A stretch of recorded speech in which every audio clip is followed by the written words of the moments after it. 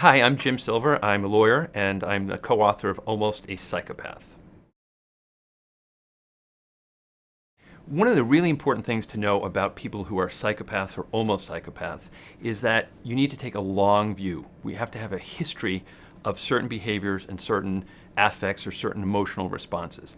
So a person who's almost a psychopath will have a history of being very callous, being indifferent to people, being manipulative, and will also have a history of behaviors like rule breaking, maybe some violations of criminal law. They'll have a pattern of conduct, and so it's different from a person who might have one instance of being manipulative or one instance of breaking the law. So the key thing to look for in somebody who you think is almost a psychopath or a psychopath is a pattern of callousness and manipulativeness and narcissism, and a pattern of rule breaking or law breaking. In the legal system, there are many people who are psychopaths and many people who are almost psychopaths. The important thing to remember, though, and this is a key thing, is psychopathy does not equal violent criminal, and not all violent criminals are psychopaths. There are a lot of psychopaths who never get to prison. Either they don't commit exactly the kinds of crimes that are enforced with a conviction, or they're smart enough not to get caught. It's the same thing with almost psychopaths. People who are almost psychopaths break the laws sometimes, but they'll do it maybe at a lower level, maybe underneath the radar, and they aren't either caught, or when they are caught, they're not treated as severely as they might be had they done something horrible.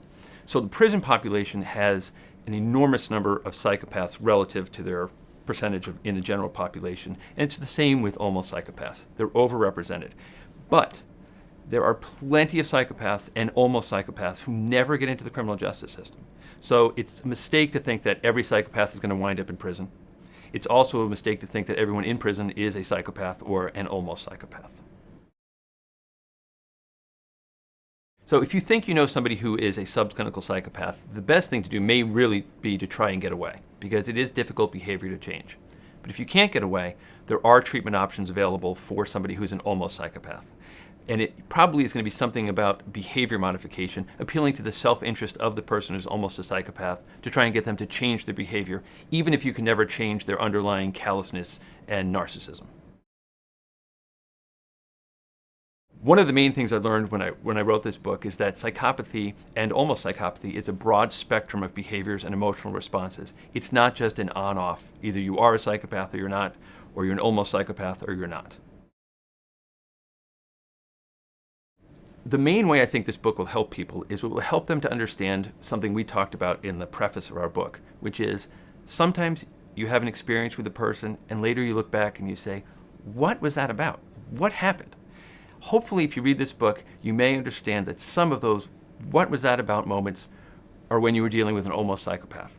And if you understand that, it will help you better put in perspective what's been going on in your life and how you maybe can improve your relations with a person who may be an almost psychopath.